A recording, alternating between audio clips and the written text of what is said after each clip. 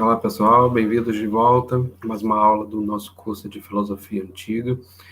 Hoje a gente vai comentar um pouquinho sobre a filosofia, o pensamento do Parmênides, né? A gente não está necessariamente chamando esses primeiros pensadores de filósofos, a gente vai tematizar um pouquinho melhor isso mais para frente.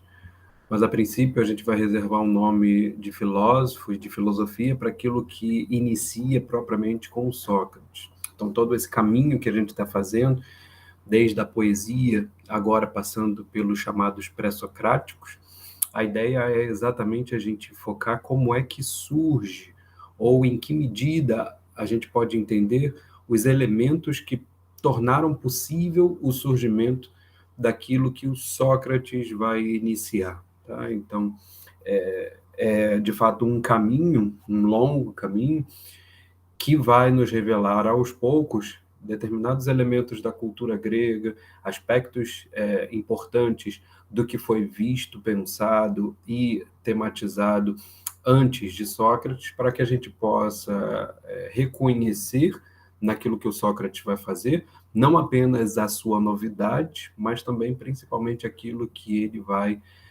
resgatar em relação a essas primeiras elaborações. Tá? Então, esse exercício sempre é um exercício importante e fundamental para a gente poder compreender, afinal, para que serve a filosofia, como ela nasce e qual é o propósito daquilo que o Sócrates vai fazer. Tá legal? Então, dentre esses primeiros pensadores, que a gente chamou aí de pré-socráticos, tá? Ou de sábios, eles diferenciam-se não apenas em vista do seu interesse investigativo, embora todos eles de alguma maneira estejam apresentando para seus leitores ou seus alunos uma determinada visão acerca da realidade, e o interesse deles, a princípio, nos parece ser uma compreensão dessa realidade conhecida como cosmos, né, desse todo ordenado, e do modo como esse todo ordenado pode ser investigado a partir dele mesmo, pelos elementos que nos são possíveis enquanto seres humanos, para que a gente possa, na medida do possível, chegar a uma compreensão satisfatória, adequada, daquilo que comporia, por assim dizer, a estrutura dessa realidade. Tá?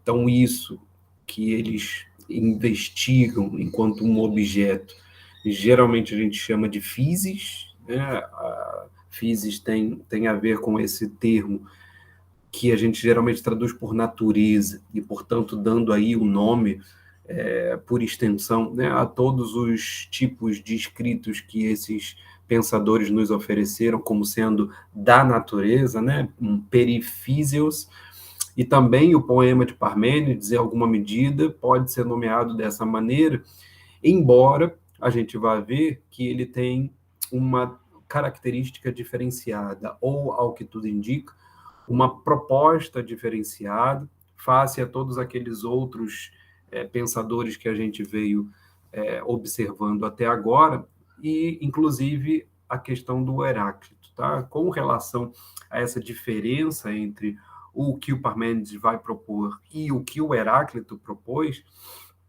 vai ficar mais claro para a gente posteriormente, inclusive durante a observação que a gente for fazendo do próprio poema de Parmênides, mas eu vou deixar essa comparação para a próxima aula, para que a gente possa ter aí uma ideia de como a gente pode articular essas duas contribuições, que são importantíssimas para que a gente compreenda o desenvolvimento posterior da reflexão grega, da intelectualidade grega, principalmente no surgimento de duas figuras fundamentais, que vão ser a figura do sofista e a figura do filósofo com Sócrates. Tá legal?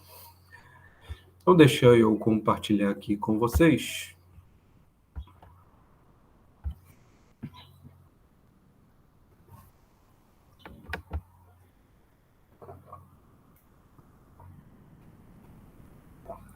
Deve estar aí aparecendo já, né?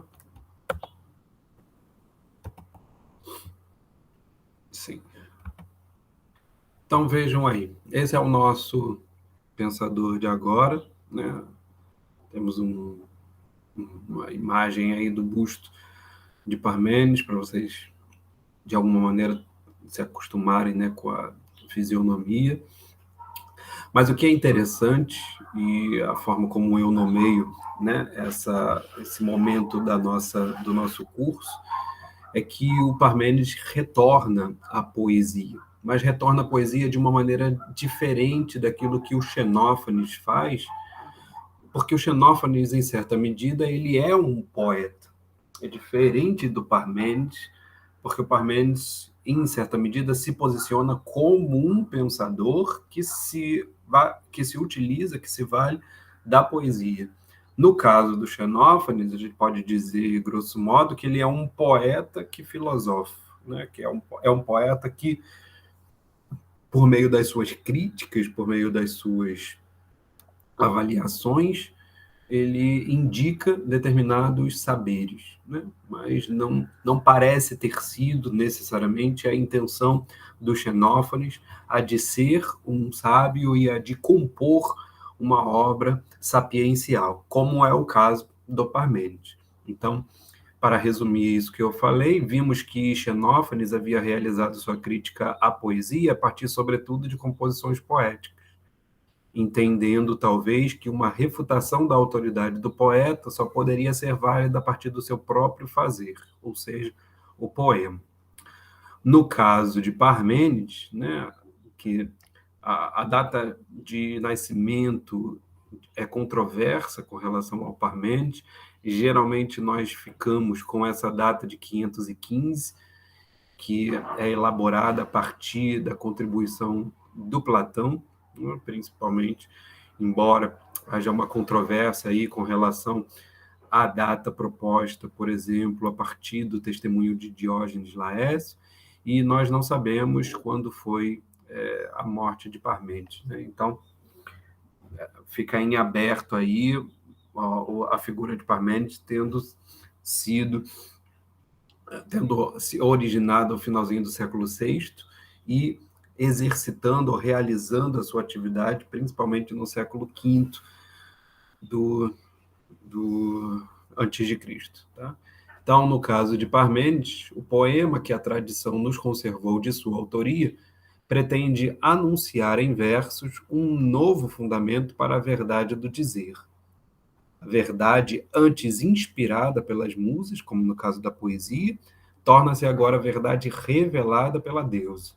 Né? Então, de que verdade se trata aqui, a gente vai tentar ver no seu poema. Mas veja que essa comparação com Xenófanes ela é interessante, não apenas em vista do discurso, tá? Porque com essa comparação do discurso a gente percebe o Xenófanes exatamente como um poeta, tecendo aí a sua crítica aos poetas que o antecederam, elaborando exatamente algumas reflexões que podem se tornar aí indícios de uma proposta sapiencial, mas no caso do Parmênides, o que a gente percebe é a maneira como o Parmênides, utilizando-se da poesia, pretende anunciar uma verdade.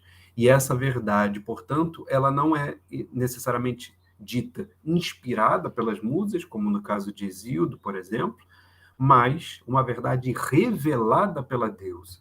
Então, existe aí uma deusa, né, com toda a propriedade de apresentar essa verdade, é ela que apresenta essa verdade, e o Parmênides, como o jovem do poema, posiciona-se, no fim das contas, como um iniciado no interior dessa sabedoria apresentada pela deusa. Isso faz com que essa verdade e essa sabedoria seja uma sabedoria de natureza divina. Percebam que como o Parmênides está apresentando isso em seu poema, ele está recorrendo a essa tradição religiosa dos gregos, exatamente para poder alimentar, em certa medida, a audiência que ele pretende alcançar com essa ressonância, né, divina da verdade que ele pretende apresentar. A gente vai ver que necessariamente essa verdade divina é uma verdade inescapável porque ela estrutura a maneira como nós pensamos, mas Parmênides aqui estabelece exatamente a descoberta dessa verdade como sendo uma revelação da deusa. Tá? Isso tem aí todo o impacto que vocês já devem imaginar a partir da tradição, ao longo da tradição ocidental, e o modo como muitas vezes vai se encarar determinadas mensagens divinas como tendo sido reveladas e não exatamente mais inspiradas. Tá? Qual é a diferença? É porque a inspiração ela coloca a figura do poeta ativamente. O poeta realiza o seu poema e, ao realizar o poema, ele se inspira pelas músicas, mas ele está aí como uma parte ativa da realização. No caso da verdade revelada, o que cabe ao poeta é simplesmente transcrevê-la, dado que todo o trabalho de elaboração foi feito por uma outra entidade, e essa outra entidade é que repassa, por assim dizer, aquilo que está sendo descrito. Então veja que existe, de certa maneira, uma postura passiva em relação àquele ouvinte, da mesma forma que se espera do ouvinte do poema também uma determinada postura passiva frente àquela verdade. E é uma postura passiva que não significa que o ouvinte não vá elaborar e refletir a partir do poema, e sim tomar aquele poema como sendo a indicação de uma verdade divina, portanto, a indicação de algo que é trazido de uma outra realidade para esta realidade, para, de certa maneira, elaborar melhor, por assim dizer, a nossa própria realidade. Claro que falar em outra realidade não necessariamente significa falar em outro mundo, né? Porque para o grego não existia essa separação entre o mundo dos deuses e o mundo dos homens, tanto é que o próprio Monte Olimpo era uma montanha na Grécia e era onde os deuses habitavam. Parmênides vale-se da forma poética de Homero e de Hesíodo, o hexâmetro dactílico, né? O hexâmetro épico, escrevendo, portanto, em dialeto pan-helênico, sobretudo com a intenção de ser lido por um público mais amplo. Veja que essa é uma indicação interessante que o Cordeiro faz no livro que ele analisa, o poema de Parmênides, em que ele vai mostrar como é que a utilização do dialeto, desse dialeto, né, pan-helênico, que é um dialeto, que é o dialeto utilizado pelo Homero e pelo Hesíodo, né, o dialeto dórico, por excelência, esse dialeto ele tem um alcance maior, né, ao mundo grego, ao mundo helênico, e, de certa maneira, a gente pode deduzir daí também uma utilização da forma poética e do hexâmetro como tendo sido, né, fruto da intenção do Parmênides de alcançar um público mais amplo, de não estar restrito necessariamente ao seu território.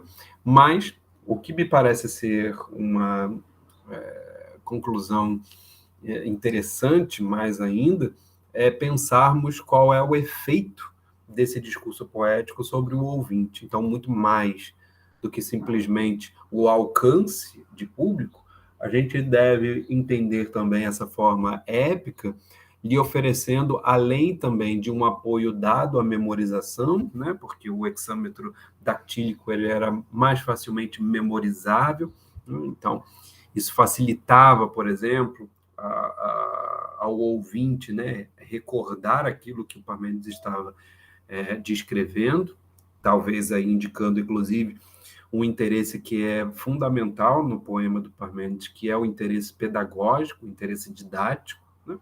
Ao mesmo tempo em que reverbera, ressoa a autoridade do discurso mítico, né? Que foi aquela indicação que eu havia me referido acima, acerca dessa formulação poética enquanto um mecanismo para fazer, de certa maneira, a verdade que o Parmênides está apresentando ter a autoridade de um discurso divino.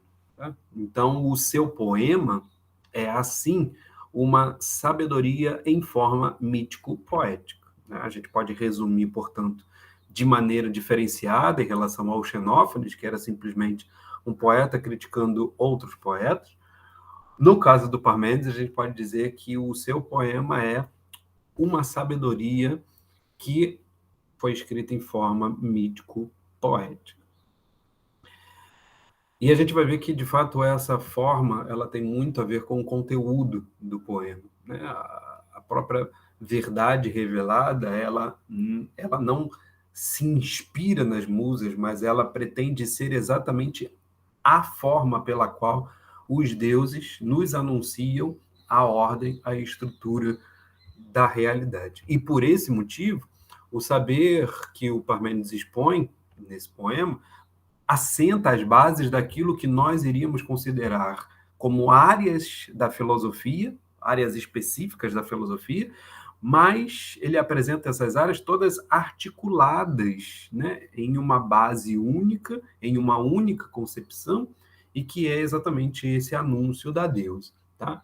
Então, ele reúne, por assim dizer, tanto uma formulação metafísica, como também uma formulação lógica e epistemológica, né?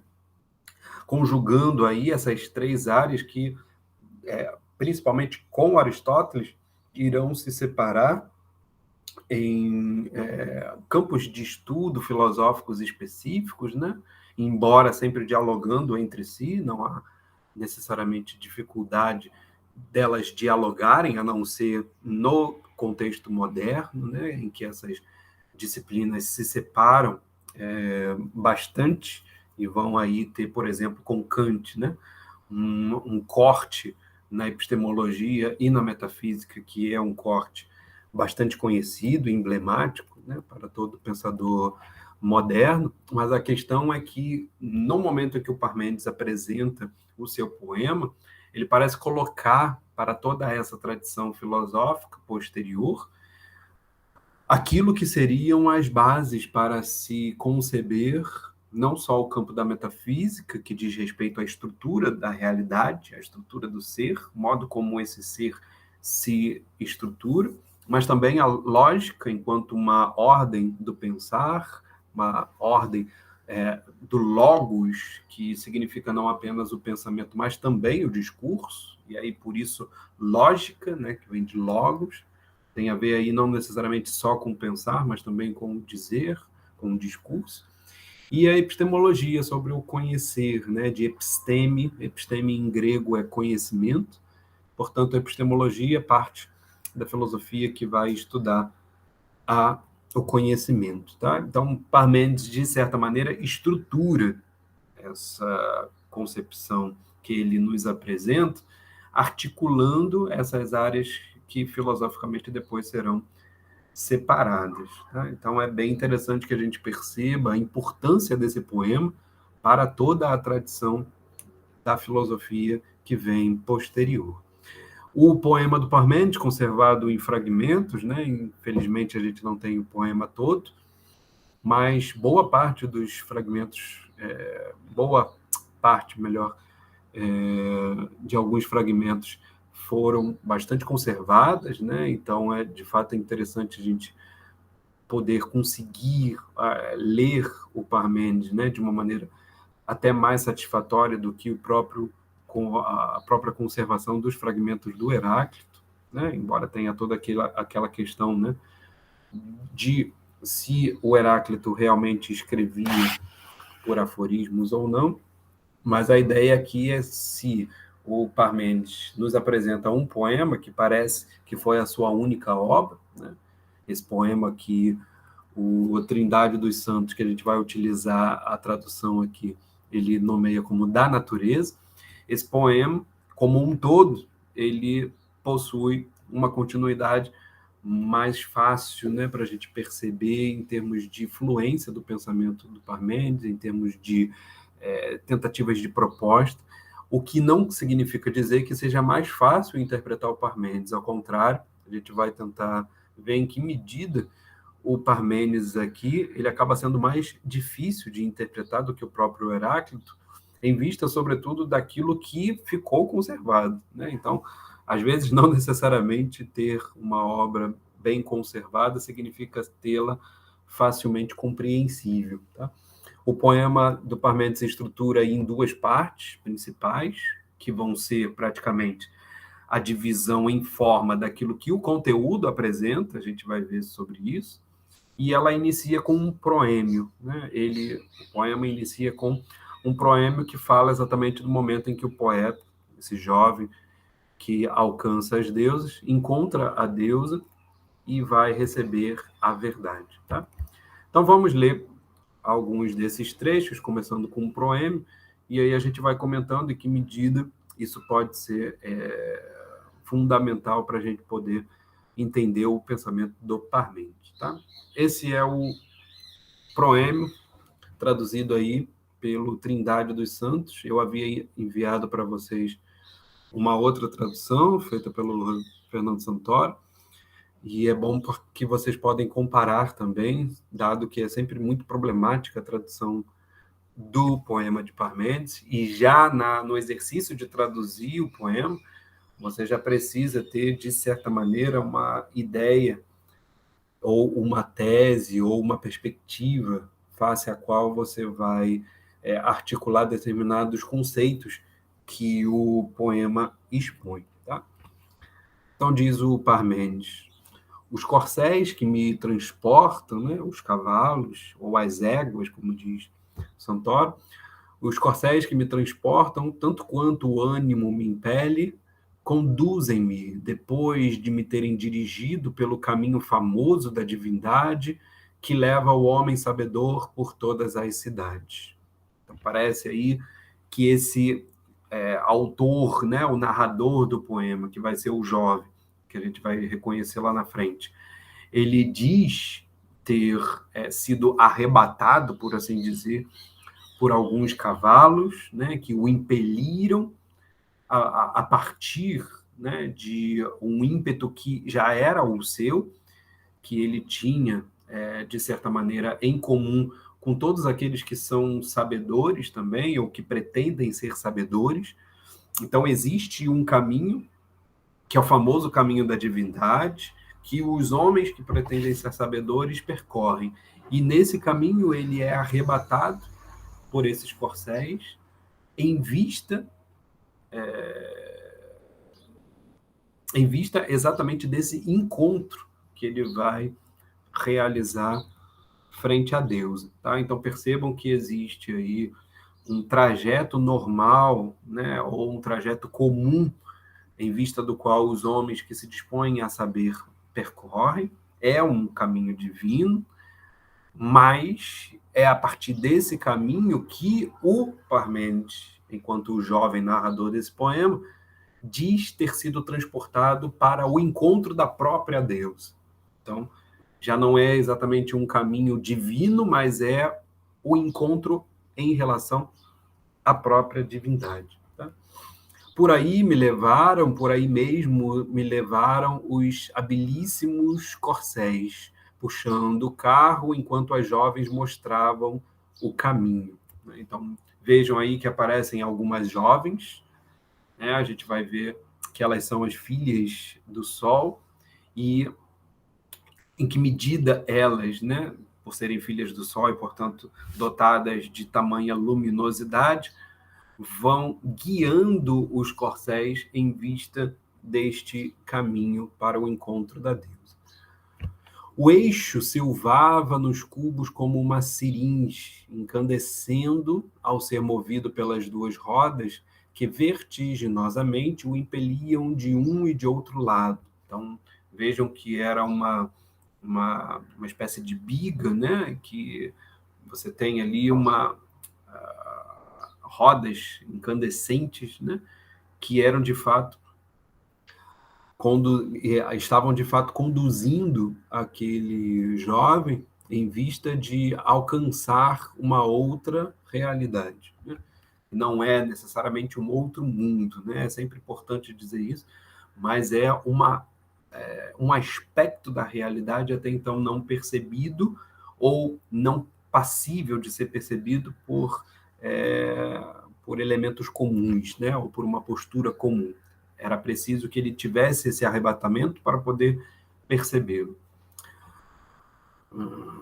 Impeliam de um e de outro lado quando se apressaram as jovens filhas do sol a levar-me, abandonando a região da noite para a luz, libertando com as mãos a cabeça dos véus que as escondiam. Aí está o portal que separa os caminhos da noite e do dia, encimado por um dintel e um umbral de pedra. O portal etéreo, fechado por enormes batentes, dos quais a justiça vingadora detém as chaves que os abrem e fecham. Então vejam que elas, conduzindo o jovem, alcançam a região da noite, né? Ou melhor, abandonam a região da noite e alcançam a completa luminosidade, né? Em face da qual descobrem, né? Ou encontram o portal que separa os caminhos da noite e do dia. Então, de certa maneira, a imagem que a gente pode ter com relação a isso que o Parmênides está nos apresentando são corcéis levando o jovem em vista desse caminho famoso da divindade, que é o caminho da sabedoria, para transpassar, por assim dizer, a região da noite para a região da luz, para a região do dia, digamos assim, né? Ou levá-lo, portanto, do ambiente de trevas para o ambiente de luz, portanto, para a iluminação, né? E nesse trajeto em que elas vão seguindo, existe um portal que separa exatamente os caminhos da noite e do dia, né? E esse portal, ele é fechado, cuja chave fica com a justiça vingadora, né? Em grego, dike, que é a deusa que está aí como detentora, né, das chaves que separam o caminho da noite e do dia. A ela se dirigiram as jovens, né, as filhas do sol, com doces palavras, persuadindo-a habilmente a erguer para elas, por um instante, a barra do portal. Então veja que são as filhas do sol que colaboram com o jovem, né, para que a justiça abra o portão, né, para que abra com a sua chave o portal, para que elas possam conduzir o jovem ao encontro da deusa.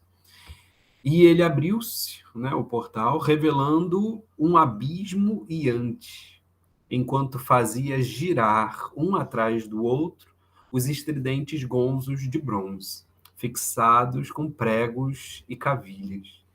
Por aí, através do portal, as jovens guiaram com celeridade o carro e os corcéis.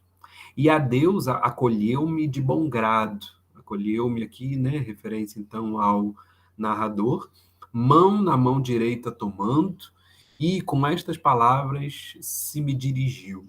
Então veja que as filhas do sol levam o narrador ao encontro da deusa, e ao encontrá-la, o jovem tem a sua mão aí tomada pela mão direita da deusa, e ela se dirige então a ele com essas palavras. Diz Parmênides: ó jovem, e aí é que a gente sabe, né, que se trata de um jovem, acompanhante de aurigas imortais, tu que chegas até nós transportado pelos corcéis, salve, não foi um mau destino que te induziu a viajar por este caminho, tão fora do trilho dos homens, mas o direito e a justiça. Então veja que o próprio Parmênides, aqui recebido pela deusa, já é agraciado, né, pelo anúncio de que o caminho da sabedoria é, de fato, um caminho cujo destino é valoroso, né? Não é um mau destino por não ser aquele destino trilhado pelo caminho dos homens, né? E, de fato, trilhar o caminho da sabedoria, não só naquela época, mas até hoje, ainda é estar fora dos trilhos do caminho dos homens, né? E quem havia guiado Parmênides no caminho da sabedoria foi o próprio direito e a justiça, né? As representações, portanto, daquela ordem cósmica que a gente já havia visto desde do poema de Hesíodo. Ela continua: terás, pois, de tudo aprender o coração inabalável da realidade fidedigna e as crenças dos mortais, em que não há confiança genuína. Então, tudo terás que aprender, primeiro, o coração inabalável da realidade fidedigna e depois as crenças dos mortais, em que não há confiança genuína. Então, as duas coisas que a deusa anuncia como sendo o conhecimento que ela, ou a sabedoria que ela irá oferecer ao jovem Parmênides, né? Então, essa duplicidade é interessante porque, de certa maneira, vão ser as duas partes do poema, ou geralmente se entende como sendo aqui uma distinção entre as duas partes do poema. Ela finaliza, então: mas também isso aprenderás, como as aparências têm de aparentemente ser, passando todas através de tudo.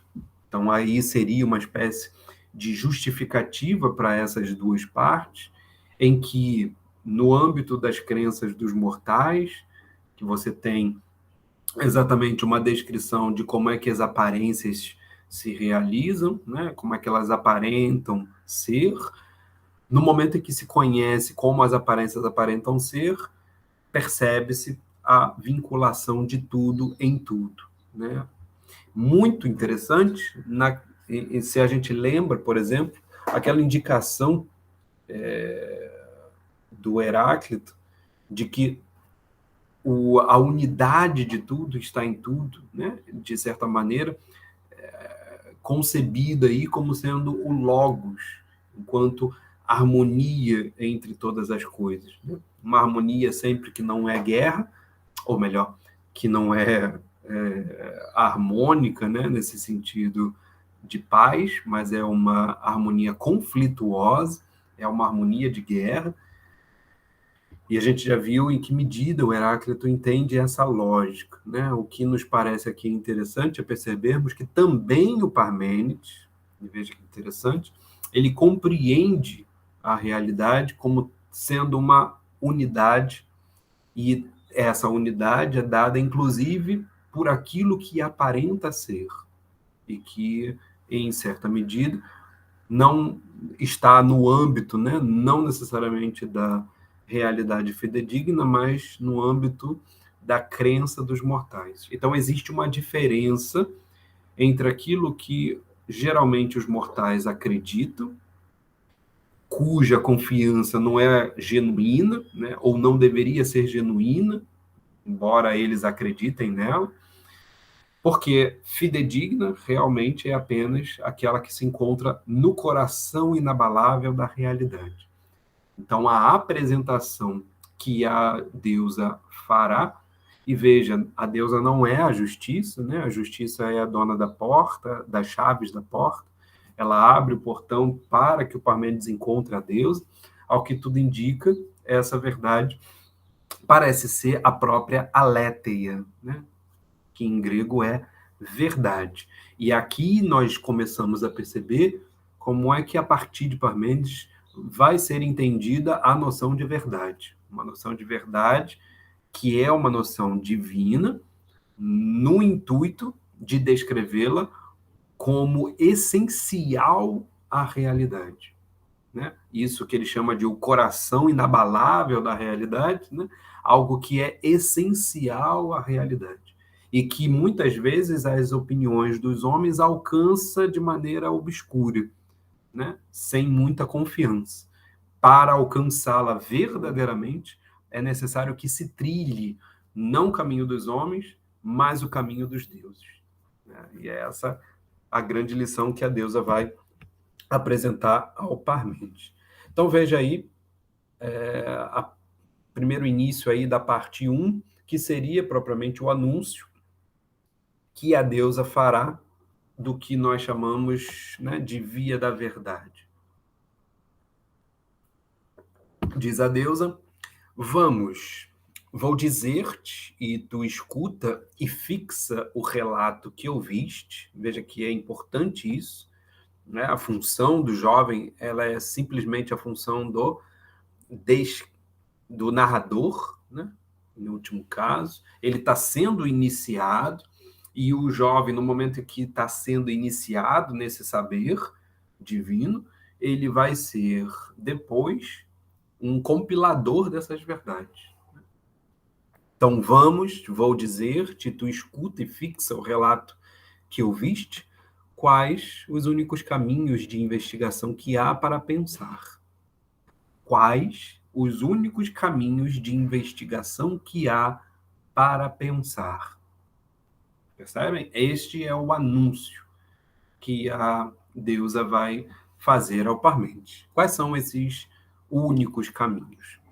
Um que é e que não é para não ser, né? Ou seja, um que é e que não pode não ser de maneira alguma. Então, ele é e sempre é. É caminho de confiança, diz ela, pois acompanha a verdade. Confiança aí é o que o Trindade dos Santos traduz, do termo grego peito, né? Que é aquilo que nós vamos ver depois, principalmente com os sofistas, traduzido como persuasão. Então, ele é caminho de confiança, ele é um caminho persuasivo, né? Persuasão, portanto, é aquilo que promove a confiança, né? É o que faz com que nós sejamos confiantes de algo. Então, esse é um caminho de confiança, pois ele está acompanhado da verdade. O outro, que não é, que tem de não ser, esse te indico ser caminho em tudo ignoto. Ignoto, né? Desconhecido. Pois não poderás conhecer o não ser. Não é possível nem mostrar. Veja que nesse primeiro anúncio que a deusa faz, é separar o caminho daquilo que é do caminho daquilo que não é. Mostrando, em certa medida, que o caminho que não é indemonstrável. Ela mostra, por essa divisão, que o único caminho compreensível é o caminho do que é. E esse caminho, ele é o caminho da confiança, pois acompanha a verdade. Vejam que, em certa medida, ela já havia anunciado no proêmio como é que o coração da realidade, né, a realidade fidedigna, deveria ser conhecido para que as opiniões dos mortais, né, que são em tudo de pouca confiança, né, elas pudessem ter alguma verdade. E o caminho para que essas opiniões obtenham a confiança, a verdadeira confiança, ou aquilo que a gente poderia dizer como sendo o caminho de fidedignidade, ele só é possível através do conhecimento da verdade, né, desse coração inabalável da realidade, ou seja, da estrutura da realidade. Por isso que a gente havia indicado como é que o Parmênides, nesse momento, está instaurando as bases do que depois vai ser conhecido como metafísica, né? Um discurso acerca da estrutura da realidade, daquilo que é, de como isso que é, né? E aí, entendendo o que é, com um S maiúsculo, né? Vocês vão ver muito esse tipo de termo aparecer, né, na tradição filosófica. O ser com o S maiúsculo, ele denota exatamente a realidade, né? Aquilo que configura, por assim dizer, tudo que existe, né? Tudo o que está aí, em certa medida. Tá? É esse o objeto, por assim dizer, do anúncio da Deus, né? Deus apresenta o caminho do que é, portanto, o caminho do ser, e o separa do caminho do não ser, como sendo este outro caminho, o caminho do não ser, como impossível de ser mostrado e de ser conhecido. Portanto, é um caminho que não tem lógica e não tem epistemologia, percebe? Naquela indicação que eu havia feito logo no início, o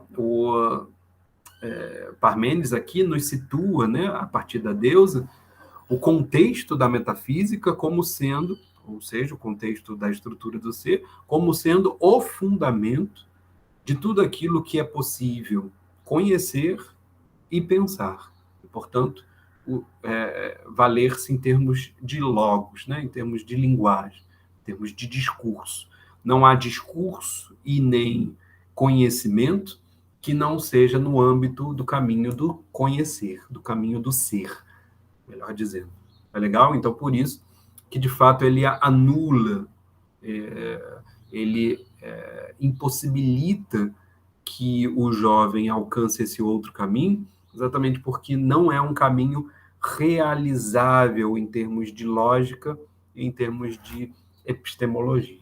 Porque, como ele vai dizer agora no fragmento 3, pois o mesmo é pensar e ser. Tá? Essa é uma frase que dá pano para manga, né? A gente vai ver qual é a ressonância dessa frase, principalmente nos sofistas, mas a ideia é exatamente que não se pode pensar aquilo que não é. Não é possível pensar algo que não seja.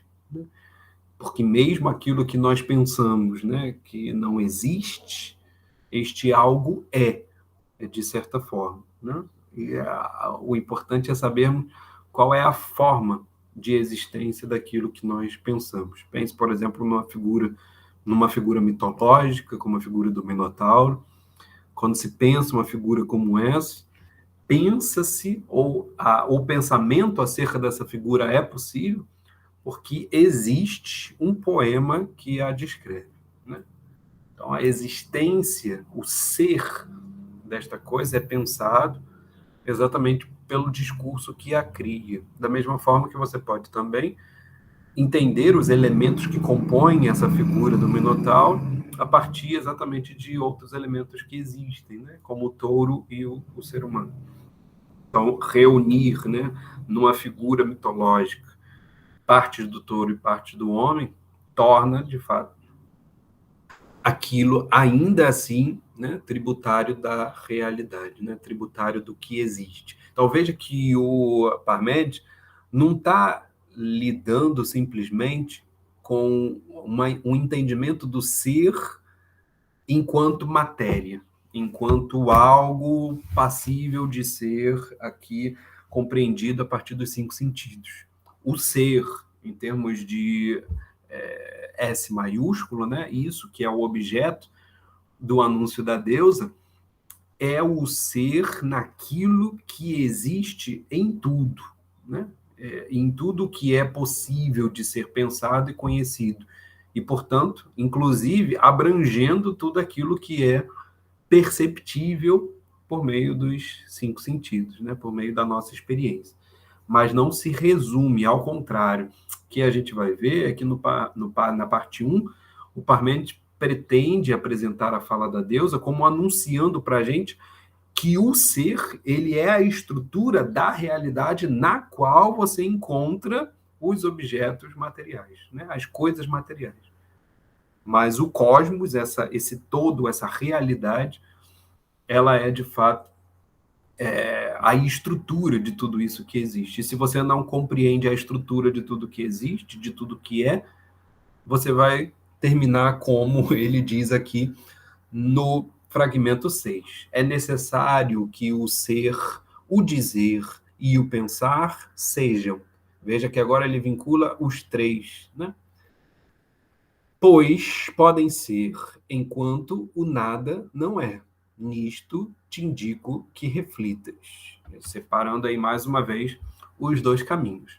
Desta primeira via de investigação, te afasto, e logo também daquela em que os mortais que nada sabem vagueiam com duas cabeças, pois a incapacidade lhes guia no peito a mente errante, e são levados surdos, ao mesmo tempo que cegos, aturdidos, multidão indecisa, que acredita que o ser e o não ser são o mesmo e o não mesmo, para quem é regressivo o caminho de todas as coisas.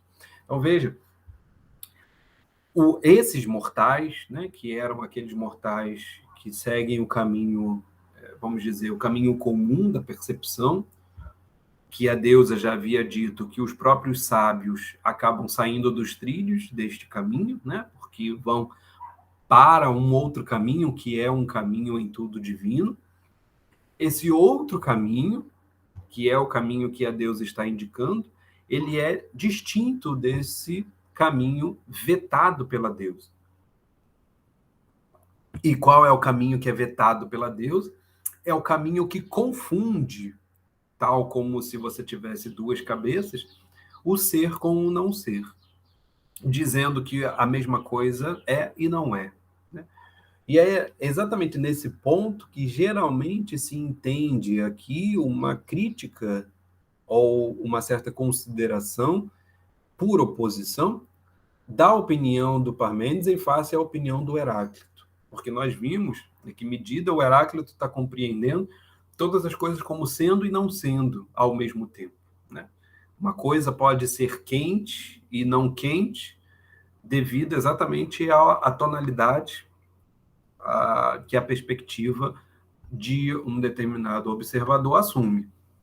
Então, sob esse aspecto, vai dizer o Parmênides nesse momento, os mortais estariam aturdidos, ao mesmo tempo sendo cegos, né, surdos a essa verdade, que é a verdade de que as coisas não podem ser e não ser ao mesmo tempo. Se elas são, elas são.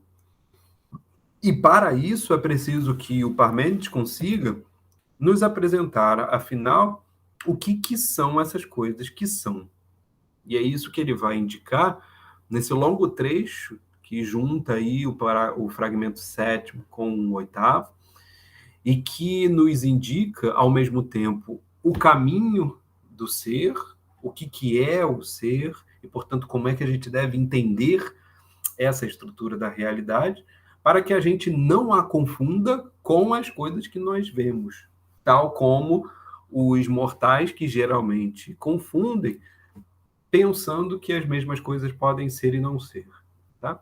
Diz o Parmênides, com a fala da deusa, pois nunca isto será demonstrado, que as coisas que são as coisas que não são. Né? Isso é uma coisa que nunca será demonstrada. Portanto, é uma coisa que está no caminho o caminho oposto, né? Aquele caminho ignoto, é aquele caminho que não é conhecido, não é possível de ser dito e nem conhecido.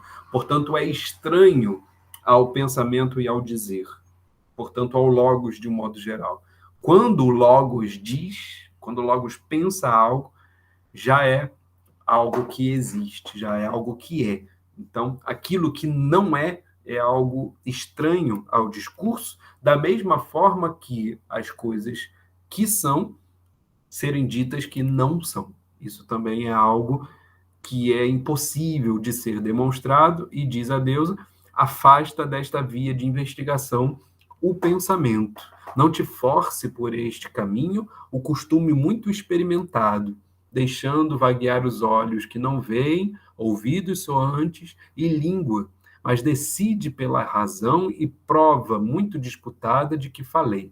Então, veja, não guie-se pela experiência, não guie-se pela perspectiva de uma hora ver a coisa de uma forma e outra hora de outra, e dizendo, portanto, que o rio não é mais o mesmo, né? Que o rio nunca é, que o rio está sendo, que o rio é um rio e não é um rio, percebe? Daquela metáfora que o Heráclito havia nos indicado. Por quê? Porque se o rio é, o rio é. Ele não tem como não ser. No momento em que ele deixa de ser, ele não é. Então, não tem como você dizer que o rio é, né? Ou melhor, não tem como você dizer que o rio sendo, ele não é. Então, essa é a grande diferença que a deusa estabelece entre os dois caminhos. E é preciso que o sábio, que é aquele que sai dos trilhos do caminho dos mortais, não se deixe guiar exatamente como os mortais geralmente se guiam, né? Utilizando-se dos olhos que não veem, dos ouvidos soantes e da língua, né? Desse costume da experimentação, desse costume da experiência. Mas siga pelo caminho que ela falou, pelo caminho que a Deus anunciou, e que é decidido pela razão. E isso é importante, tá? Esse caminho que a deusa propõe é um caminho do logos, é um caminho lógico, né? Como depois falará a tradição filosófica, tá? E é um caminho, portanto, que indica que aquilo que é não pode não ser, né? Aquilo que é jamais deixa de ser. Só falta agora falar do caminho que é. E, portanto, agora a deusa vai descrever o que é esse caminho do que é, né? Ou o que é a estrutura da realidade. Sobre esse, são muitos os sinais de que o ser... Então, vejam que existem sinais, o sábio capta esses sinais, e a partir desses sinais, ele pode chegar à seguinte conclusão, né? Tudo a partir de uma decisão racional que prova e que demonstra, né, determinadas coisas sendo assim. Que o ser é ingênito, né, ou não criado, e indestrutível, portanto, não destruído. E, de certa maneira, ele não tem com isso nem início e nem fim, porque ele não é nem criado e nem destruído. Pois é compacto, inabalável e sem fim. Não foi, nem será, pois é agora um todo homogêneo, uno, contínuo. Veja que também para o Parmênides, essa realidade ela é una, tal como para o Heráclito, que via na unidade do cosmos, né? Um fogo que se acende e se apaga, né? A todo momento em constante movimento. Aqui, ao contrário, a gente vai ver que essa realidade para o Parmênides ela é imóvel, ela não se movimenta e nem se transforma. Ela precisa ser compreendida assim, dado que ela sempre é. Ele diz, ou ela, né, a deusa, com efeito, que origem lhe investigarias? Como e onde se acrescentaria? Nem do não ser te deixarei falar, nem pensar, pois não é dizível nem pensável, visto que não é. Né? Mais uma vez aí a interdição da deusa. E que necessidade o impeliria a nascer, depois ou antes, começando do nada? Então veja que a deusa não apenas anuncia o ser é isto. É essa a grande contribuição do poema de Parmênides. A deusa, além de anunciar o ser é ingênito e é indestrutível, ela traz as razões pelas quais nós devemos tomar esta fala como uma verdade. Ou seja, por meio do crivo da razão, nós devemos pensar juntos com a deusa, é isso que ela está nos convidando a fazer no momento em que pergunta, e no momento em que ela faz essas perguntas, ela suscita em nós uma reflexão em conjunto capaz, portanto, de fazer com que nós cheguemos à mesma conclusão. Perceba que esse é o exercício de reflexão que depois vai ser entendido como sendo o exercício de reflexão filosófica. Tá legal? Ela não simplesmente apenas apresenta uma fala, ela não simplesmente enuncia algo, mas a preocupação dela é exatamente fazer a demonstração das razões de ser pelas quais nós devemos tomar aquela opinião como verdade, tá legal? Então, isso que é o mais importante, vermos como é que ela está argumentando, como nós diremos depois, né? Isso que ela está fazendo é argumentar. E assim é necessário que seja de todo ou não seja, né? É preciso, portanto, que o ser seja considerado como uma unidade completa, como um todo contínuo, né? incapaz de ter algo nele que não seja, né? Tudo no ser é. Então, o não ser está abandonado, por assim dizer, né? Está interditado nessa consideração acerca do ser. Nem a força da confiança consentirá que do não ser nasça algo ao pé do ser. Veja que isso é também uma consideração do próprio Heráclito, né? De que do nada nada surge. Em última análise, tudo que é sempre está aí. Você não tem como pensar, para esses pensadores, uma ideia de criação ex nihilo, né? Aquilo que vai ser chamada de uma criação do nada, né? Ex nihilo é uma expressão em latim para dizer a partir do nada, né? Como se algo pudesse ser criado do nada, como, por exemplo, é dito no Gênesis de Deus e o processo de criação, tá? Seria ali, embora é muito problemático, inclusive, você tomar a própria criação do Gênesis como uma criação do nada, né? Sendo que já se diz que no princípio havia algo, né? Então é importante que a gente perceba em que medida é difícil para o próprio pensar humano uma compreensão de criação a partir do nada. Tá? Por isso, nem nascer, nem perecer, permite a justiça, afrouxando as cadeias, mas sustém-nas. Então, a justiça, aquela que também fecha o portão, é ela que jamais solta as cadeias, jamais afrouxa as cadeias do ser para que algo nasça e pereça, né? Mas sempre as sustenta. Esta é a decisão acerca disso, é ou não é. Decidido está, então, como necessidade, vejam aqui que surge mais uma vez o conceito de Anank, conceito de necessidade, que é o conceito pelo qual a gente já viu o Tales realizando a sua argumentação em vista daquilo que ele descreve como sendo o cosmos, como sendo a physis, né? Então, o recurso da argumentação é o recurso em vista daquilo que é necessário, tá?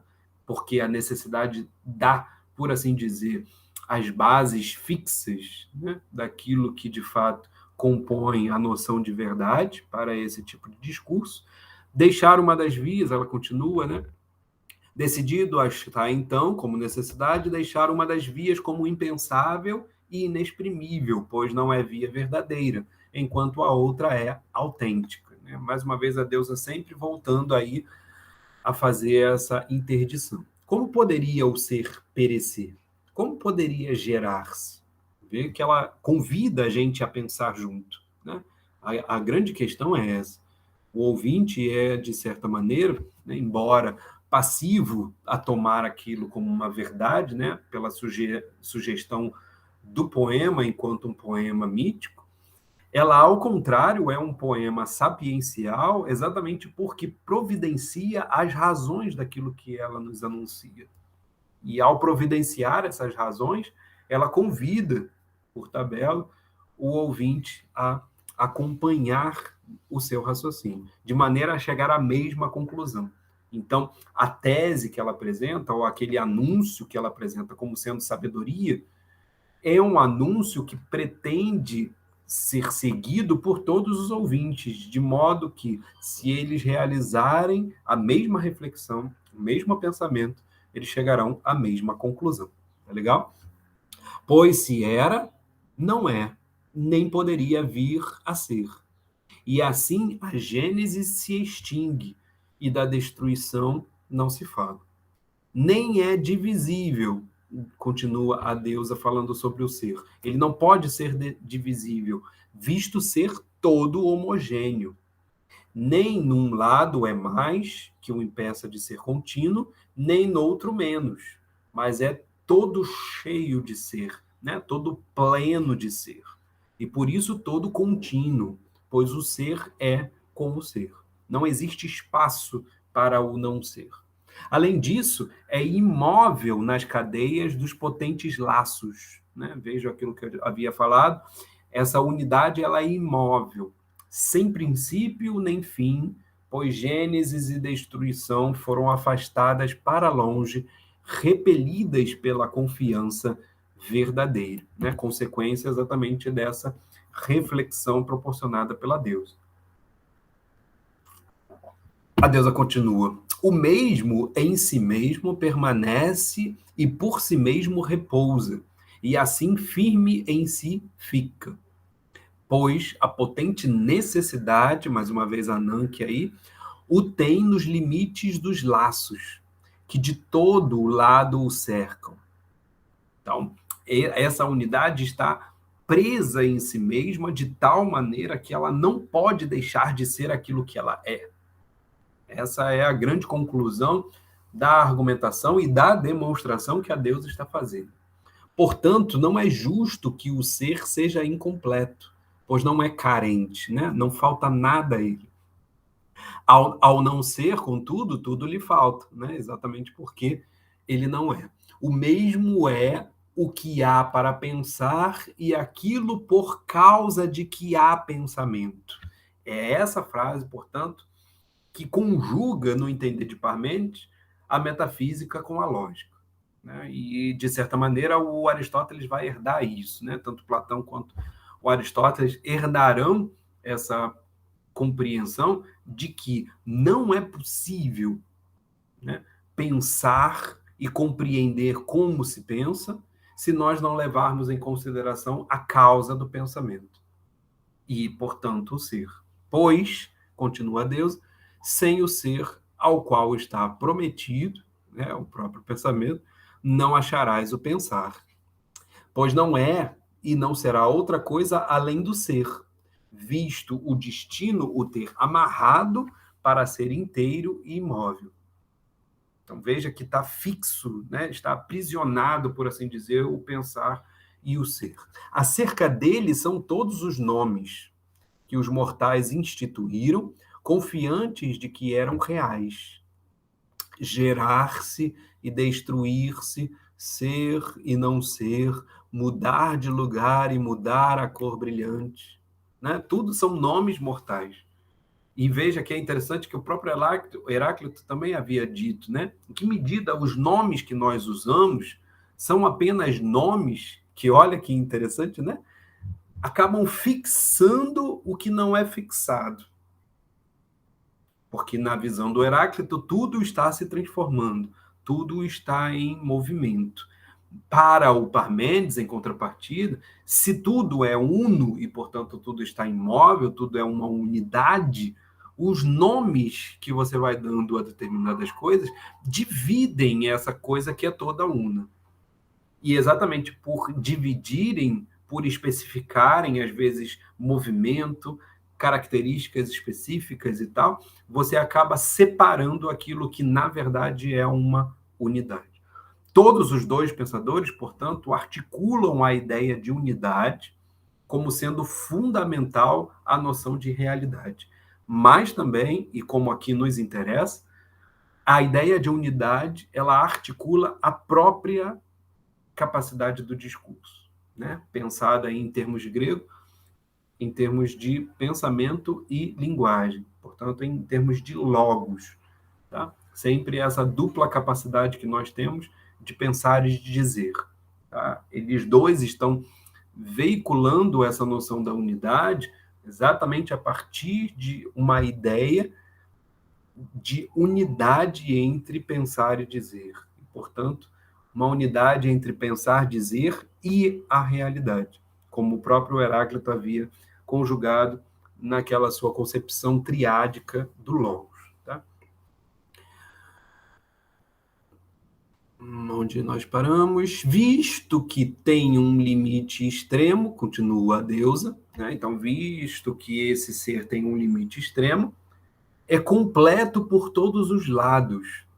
Então, o ser, ele acaba tendo um limite, né? Isso é interessante de pensarmos, não é um ser infinito, ele é um ser limitado, e por ser um ser limitado, ele é completo por todos os lados, de modo que a imagem mais clara do que seria esse ser é de uma esfera, né? Diz o o Parmênides, semelhante à massa de uma esfera bem rotunda, em equilíbrio do centro a toda parte.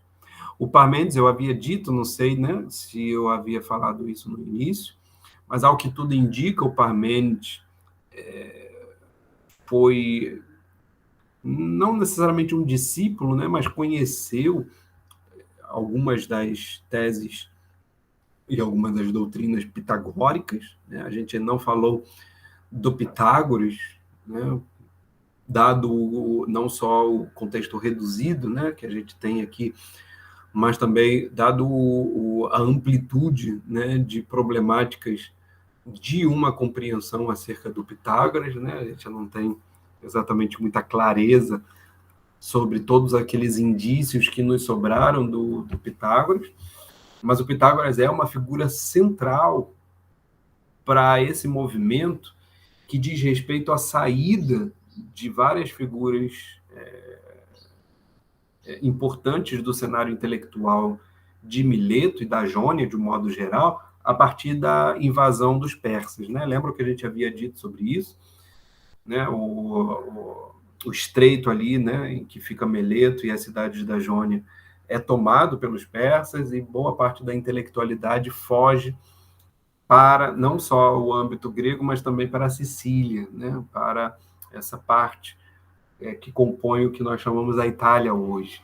E é de lá, não só que o Xenófanes realiza o seu pensamento, né, e a sua poética, mas é também de lá que surge a escola pitagórica, né, aquilo que vai ser realizado a partir dessa figura enigmática, que é a figura do Pitágoras. Ao que tudo indica, o Parmênides teve algumas lições de um discípulo de Pitágoras, né?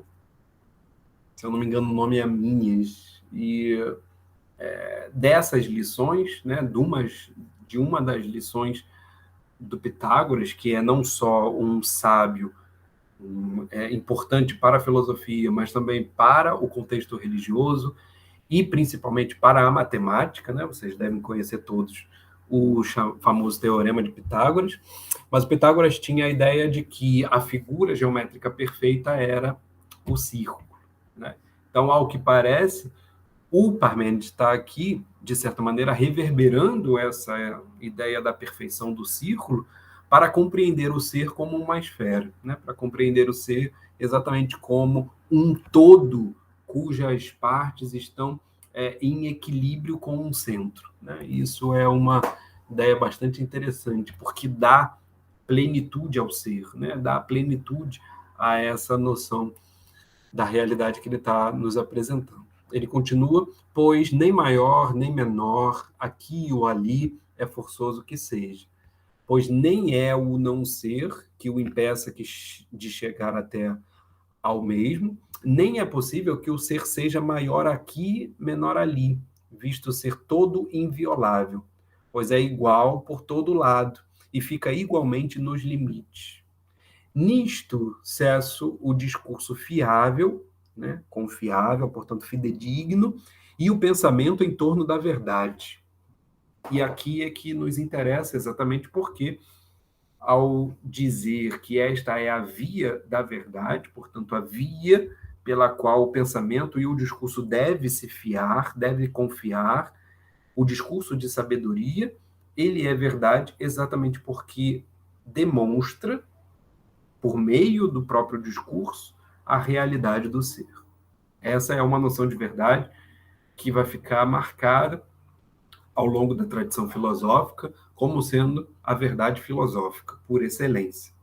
Distinta, portanto, da verdade dos poetas, distinta, portanto, da verdade religiosa, distinta, portanto, de outras verdades que não levem em consideração o discurso por ele mesmo, né? Ou o logos em si, né? A estrutura da realidade descrita como causa da estrutura do logos.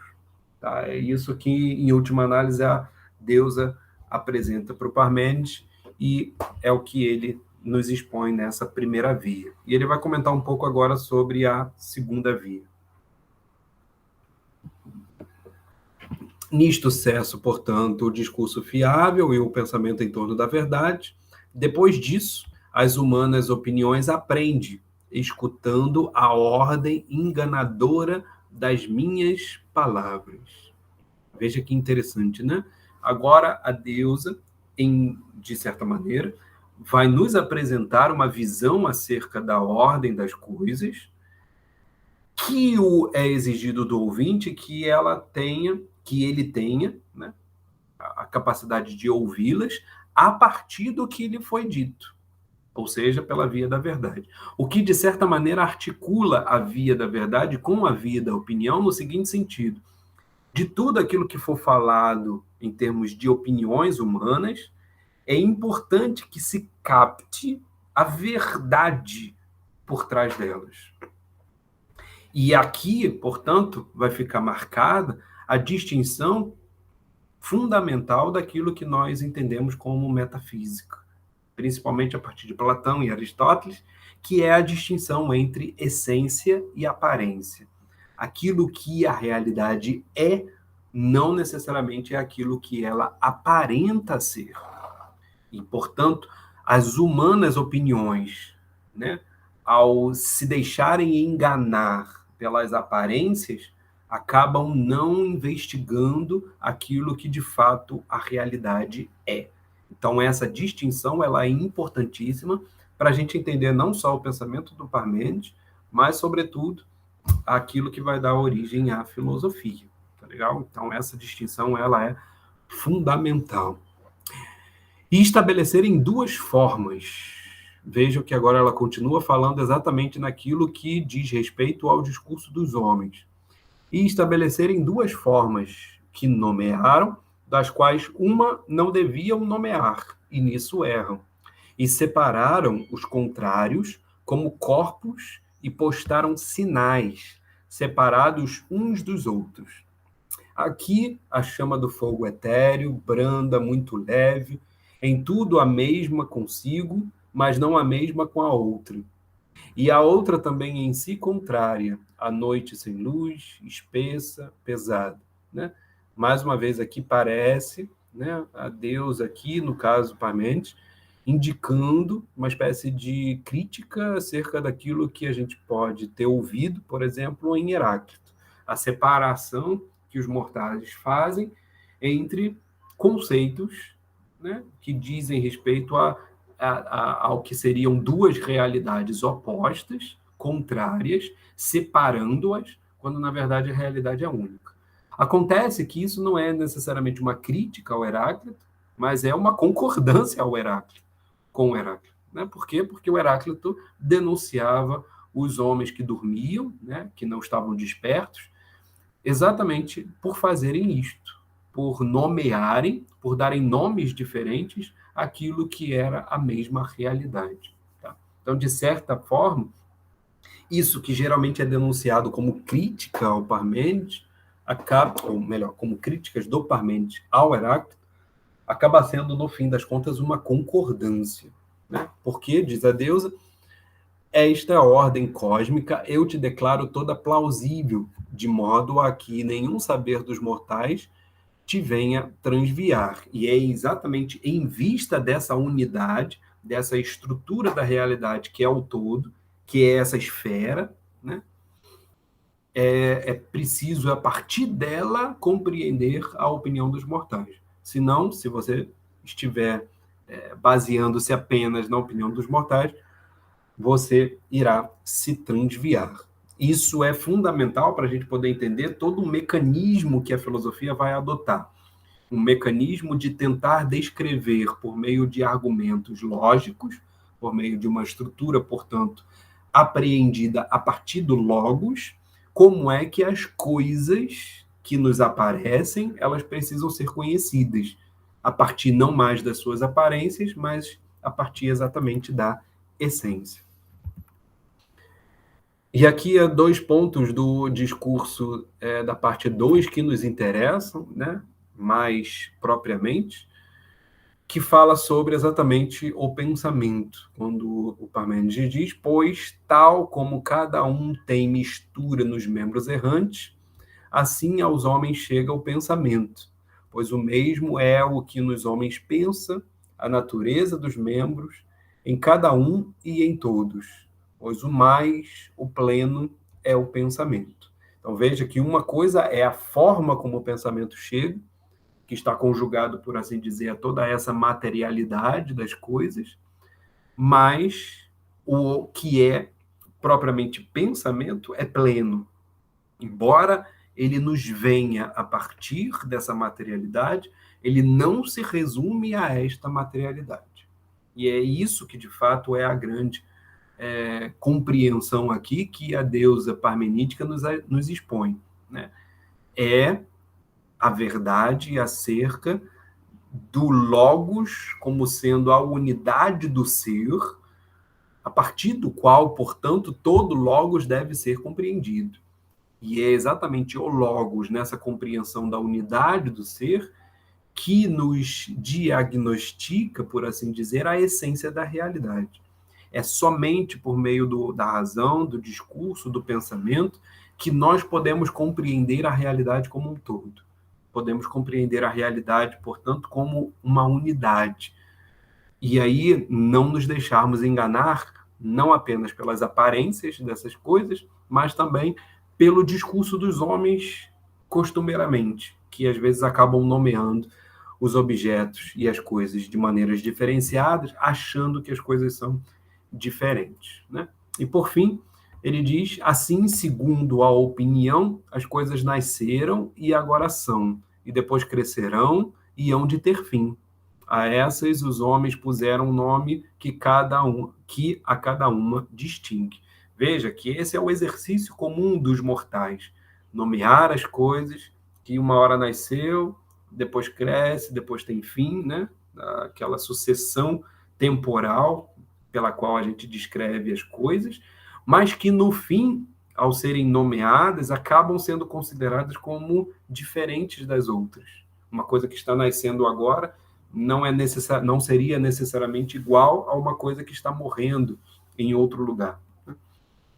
Essa distinção entre as coisas é que esconde, no fundo, a essência da realidade, que é una, que é completa, que é plena, que é indestrutível, porque é não gerada. E é essa realidade que é o caminho do divino, que é o caminho que a Deus oferece como sendo a verdade, é que o Parmênides, no fim das contas, nos expõe no seu poema, em vista, sobretudo, de nos apresentar o que de fato foi que esse jovem pôde encontrar a partir desse encontro com a deusa verdade, né? Desse encontro, por assim dizer, com a deusa que estaria aí no final de todo aquele trajeto que todos os homens de saber pretendem alcançar. Veja, com esse poema, o Parmênides se projeta como alguém de referência para todos esses que são pensadores, né? Para todos esses que são investigadores da física. Ele se projeta como alguém que, por meio do seu poema, por meio do seu discurso, foi capaz de apresentar a verdade. E o que é essa a verdade? É a estrutura da realidade compreendida a partir da estrutura do logos, tal como Heráclito havia feito, embora chegando a conclusões diferenciadas. O Parmênides apresenta para nós as leis que regem a realidade, ao mesmo tempo que são leis do pensamento. De tal modo que a gente pode dizer que, a partir de Parmênides, a intenção da sabedoria, portanto, a intenção do discurso, que vai ser um discurso que descreva a realidade, ele vai ser agora um discurso capaz de observar, de apreender o que há de essencial, o que há de verdadeiro por trás das aparências sensoriais das coisas. Essa distinção entre aparente e essencial, entre aquilo que parece ser e aquilo que é verdadeiramente, é de fato a concepção e a contribuição mais importante que o Parmênides nos apresenta a partir do seu poema, que, claro, nos convida a uma experiência mística, né, a uma experiência muitas vezes encarada como uma experiência de transcendência, mas que no fim das contas é uma experiência essencialmente filosófica, como nós iremos observar, principalmente a partir de Sócrates e Platão.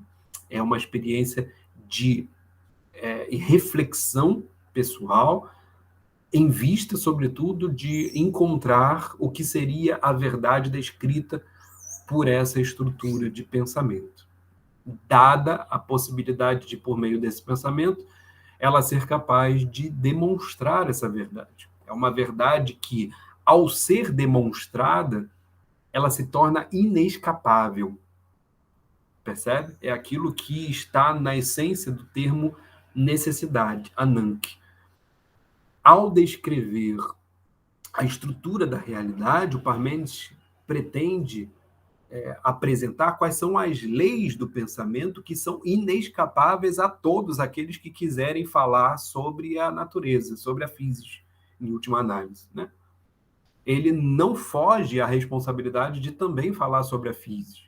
O próprio Parmênides traz, numa parte do seu poema, diversas articulações sobre o que seria a composição dessa física, quais seriam, por assim dizer, os aspectos próprios dessa natureza, mas a grande questão trazida pelo Parmênides é que você não compreende essas coisas se você não integrá-las na realidade total, na realidade una do ser, que é o mesmo que pensar. Né? Essa é a grande contribuição que o Parmênides nos apresenta, sobretudo indicando qual é o caminho que a filosofia vai realizar, um caminho de investigação no discurso, em vista do discurso, capaz de, por meio do discurso, encontrar uma verdade necessária, portanto, uma verdade demonstrável e, ao ser demonstrada, uma verdade irrefutável. Tá? A gente vai falar sobre isso principalmente na próxima unidade, mas com o Parmênides a gente consegue fechar essa unidade 2 dos principais pré-socráticos, tendo em vista, sobretudo, as principais contribuições que foram deixadas desde Tales até o Parmênides, em vista, sobretudo, de dar um panorama para a gente sobre o que significa a investigação da física e sobre o que se pretende fazer com esse tipo de discurso que nasce como prosa, mas que em Parmênides, e depois com o discípulo do Parmênides, que é o Empédocles, surge depois como uma elaboração poética, mas exatamente tendo em vista a mesma finalidade de poder oferecer um saber que é demonstrado. E, por ser demonstrável, pretende, na medida em que se apresenta, vencer todas as opiniões contrárias. Portanto, se instaurar como a única opinião válida. E a única opinião válida é exatamente a característica que a verdade vai passar a ter, né? A verdade vai ser compreendida agora como sendo aquela opinião inescapável a todos os mortais, né? A todos os seres humanos. Todos aqueles que pensam, em última análise, vão ser capazes de chegar à mesma verdade. Essa me parece ser uma contribuição decisiva do poema de Parmênides e que nos orientará melhor para a gente compreender depois as figuras tanto do sofista quanto do próprio filósofo em Sócrates. Tá legal?